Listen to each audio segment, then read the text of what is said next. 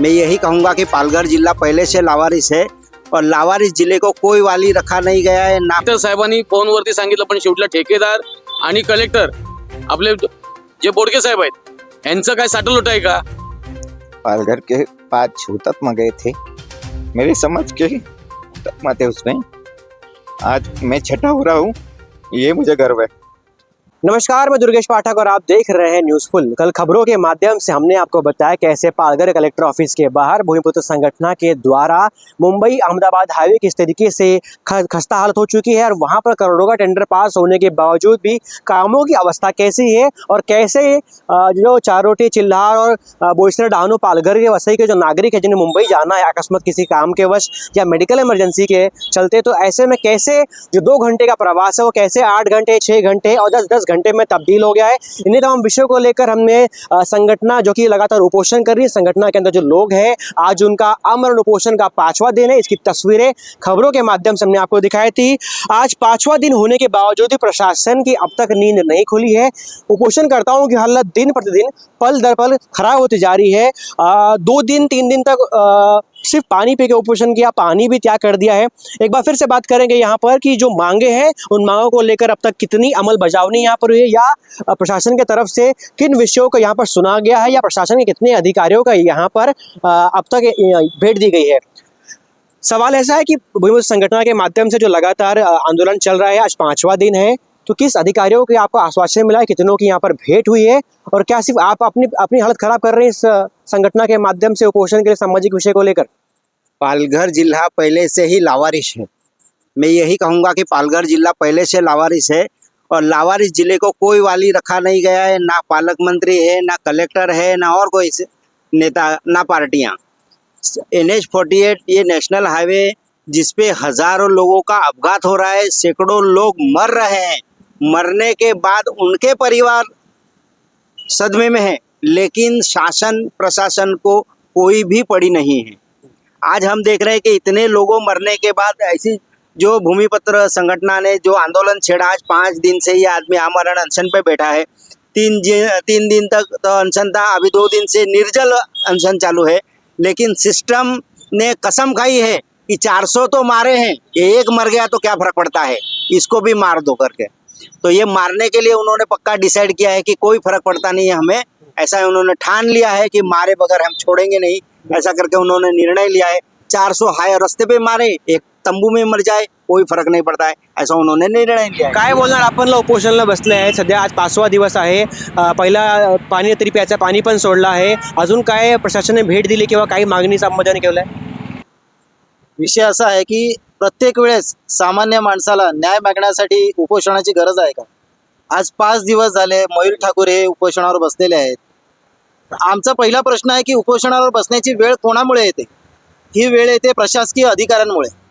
आज ज्या कंत्राटदाराला ते टेंडर दिलं, जर व्यवस्थित त्याच्या कामाची पाहणी केली असती, सुरुवातपासून व्यवस्थित रिपोर्टिंग केली असती, नाही रस्ते खराब झाले असते, नाही लोकांचे जीव गेले असते, नाही या व्यक्तीला आज उपोषणाला बसावं लागलं असतं।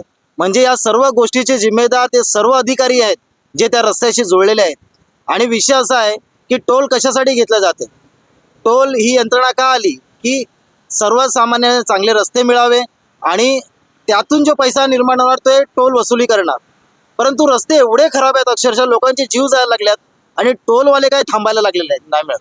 म्हणून आमची ही मागणी आहे की लवकरात लवकर त्या रस्त्याच्या संबंधित सर्व ठेकेदार व सर्व अधिकाऱ्यांवर कारवाई झाली पाहिजे आणि टोल तात्काळ बंद झाला पाहिजे। बिलकुल। नेमकी काय बोलणार आपण? आज ही 5वां दिवस आपण बसल्या, स्टार्टिंग पासून बसले तो उपोषण मध्ये, तर कशा प्रकारे अजून भूमिका आपण ठामपणे करणार आहे पुढे? विषय असा आहे की पालघर जिल्हा स्थापन होऊन 10 वर्ष झाली, पण लाजिरवाणी गोष्ट जी आहे ती ही म्हणजे न्याय हक्कासाठी काय करावं लागतं। पण प्रत्येक शासकीय कार्यालयामध्ये आपण जर गेलात, पाहणी केलात, तर तिथे स्पष्टपणे म्हटलंय जनता ही मालक आहे आणि इथे बसलेले जे अधिकारी आहेत हे त्यांचे सेवक आहेत। त्यांच्या काही समस्या असतील त्यांनी यावं आणि त्या समोर त्यांनी मांडावे, आम्ही त्याचं काम करून देण्यासाठी तत्पर आहोत। पण असं होताना कुठे दिसत नाहीये। आज 5 दिवस झाले, 5 दिवस झाले असताना सगळे रिपोर्टिंग चालू आहे, पण आजपर्यंत कुठलाही अधिकाऱ्याला असं वाटलं नाही की जाऊन त्याची आपण माहिती घ्यावी, त्यांना आपण त्या ह्याच्यापासून आपण परावृत्त करावं, काय ते आश्वासन देऊया, असं कुठल्याही अधिकाऱ्याला आजपर्यंत वाटलं नाही। कलेक्टर साहेबांची आपण भेट घेतली, पण कलेक्टर साहेबांनी फोनवरती सांगितलं, पण शेवटला ठेकेदार आणि कलेक्टर आपले जे बोडके साहेब आहेत यांचं काय साठलोट आहे का कॉन्ट्रॅक्टराशी? SP साहेबांना भेटलो, SP साहेबांकडनं कारवाई करण्यात आली पोलीस प्रशासनाकडनं, ते आम्ही बघतोय. पण आज जिल्हाधिकारी जे आज आपले जिल्ह्याचे मायबाप आहेत आणि हे मायबाप आज तिथे त्यांच्यावरती संपूर्ण आज सगळ्या गोष्टीची जबाबदारी आहे.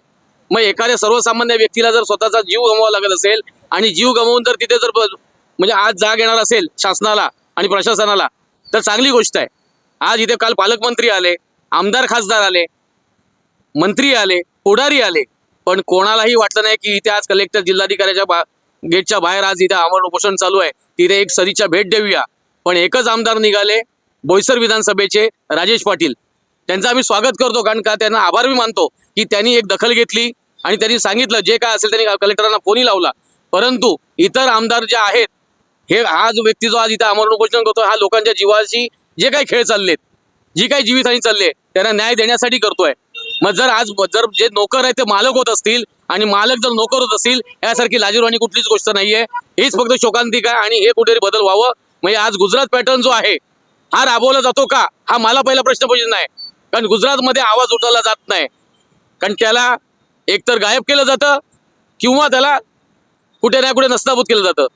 म्हणजे आवाज जर आज दाबायचा प्रयत्न जर हा गुजरात पॅटर्न जर होत असेल या पालघर जिल्ह्यामध्ये आणि हे पुढे प्रोजेक्ट हे पूर्ण करण्यासाठी ह्या सगळ्या गोष्टीला जर आवाज दाबला जात असेल, तर कुठेतरी आम्हाला सामाजिक संघटना एकत्र येऊन ह्याच्यावरती आवाज उतरून रस्त्यावरती उतरावं लागेल. आणि कायदा सुव्यवस्था पण खराब झाली तर त्याला जबाबदार जिल्हाधिकारी, ठेकेदार आणि इतर जो ज्या अधिकारी असतील ते.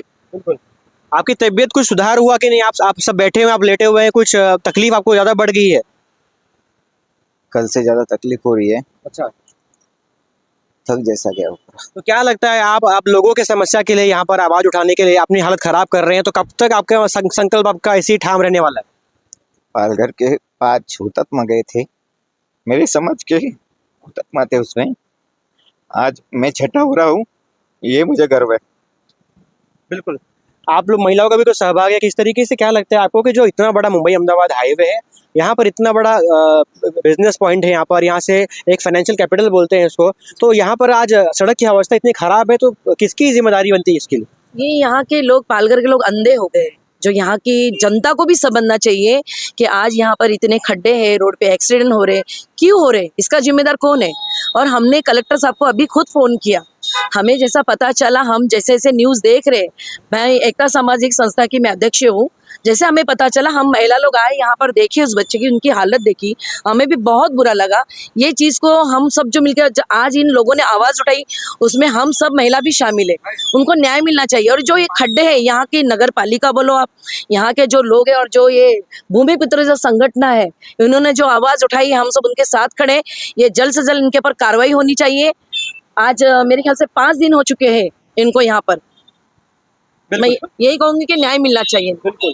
तो चिंता का विषय ऐसा है कि पालघर जिला, जैसे शुरुआत में एक व्यक्ति ने कहा कि पालघर जिला का नाम भले है, बट उसका कोई वारिसदार नहीं है। तो ऐसे में दिन प्रतिदिन यहाँ पर बड़े बड़े प्रोजेक्ट्स तो उद्घाटन हो जाता है, उनका शिलान्यास यहाँ पर हो जाता है, मगर आज भी मूलभूत सुविधा से पालघर जिला कहीं ना कहीं वंचित दिखाई दे रहा है। लोगों की समस्या के लिए मुंबई अहमदाबाद हाईवे पर जो लगातार अपघात हो रहे हैं, वहाँ पर किस तरीके से काम का प्रमाण देखने मिल रहा है, करोड़ों का टेंडर पास हो जाता है, उसके बावजूद भी काम नहीं मिलता। और जब इन्हीं सब सवालों और समस्याओं को लेकर जनप्रतिनिधि के सामने लोग पहुंचते हैं और तब उनको अपना कहीं ना कहीं उत्तर नहीं मिलता, तो ये मार्ग उपोषण का चुनना पड़ता है। मगर शायद ऐसा लगता है कि इनका जो दृढ़ संकल्प है वो डगमगाने वाला नहीं है। उन्होंने ठान लिया कि अगर इस समस्या के लिए या इस आवाज़ के लिए, इस मुद्दे के लिए जान भी न्यौछावर करनी पड़े, तो शायद संगठन के माध्यम से ये वो कदम उठाने के पहले सोचेंगे भी नहीं। बहरहाल आज दूसरी बार हमने इस विषय को उठाया है।